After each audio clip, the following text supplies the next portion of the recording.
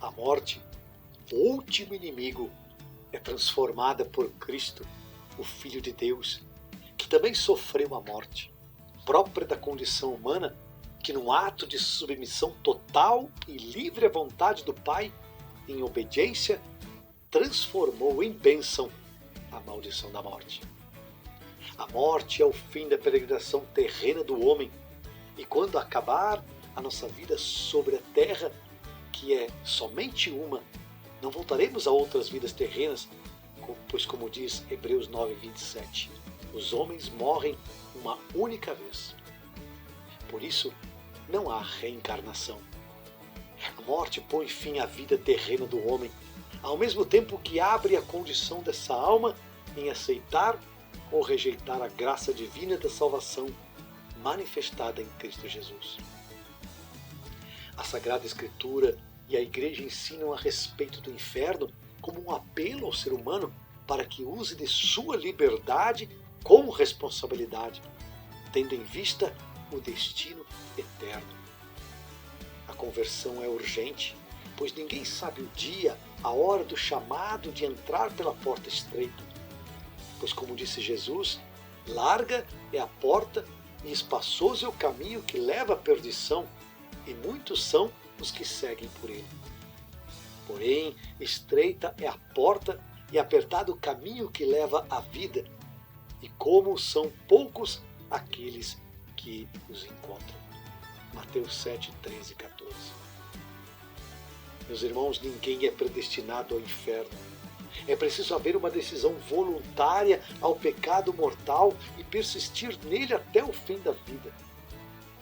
Deus não quer que ninguém pereça, mas que todos se convertam, segundo está escrito em 2 Pedro 3, 9. Tudo concorre para o bem daqueles que amam a Deus, porque os que ele de antemão conheceu, também os predestinou para serem conformes à imagem de seu Filho, para que ele seja o primogênito de muitos irmãos. E aqueles que predestinou, também os chamou.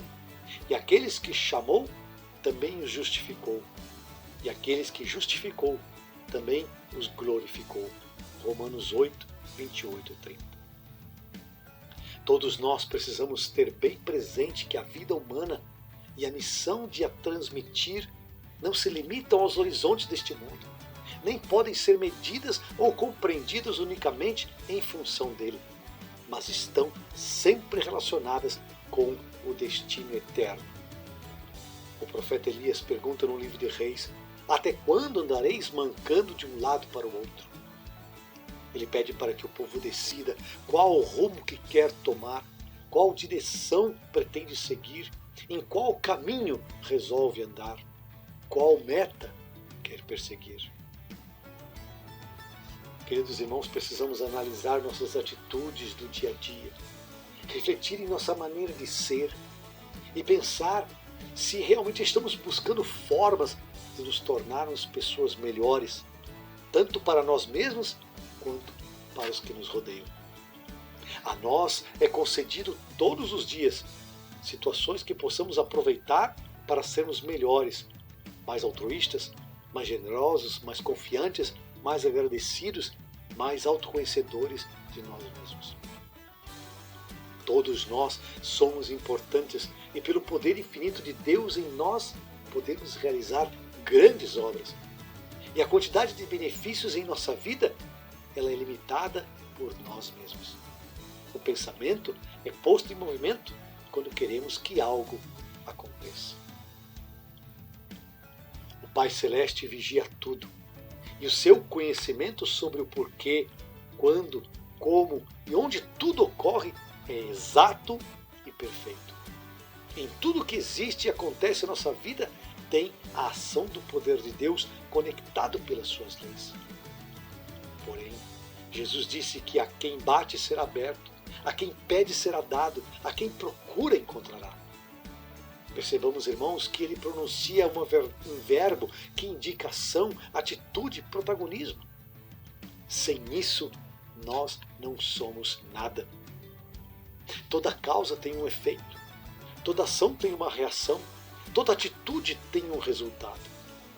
E quando esses conceitos são utilizados na vida, se assim conseguimos sermos os escritores da nossa própria história. Deus é o caminho a ser seguido. Ele é a verdade a ser professada. Somente Ele é a vida a ser conquistada.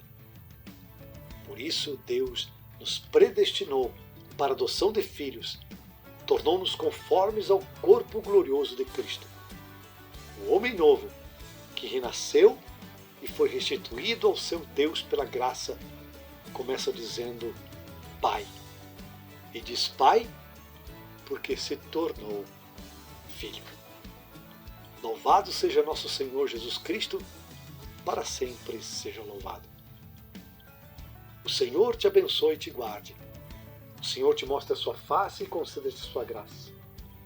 O Senhor volva o seu rosto para ti e te dê a paz. Em nome do Pai, do Filho e do Espírito Santo. Amém.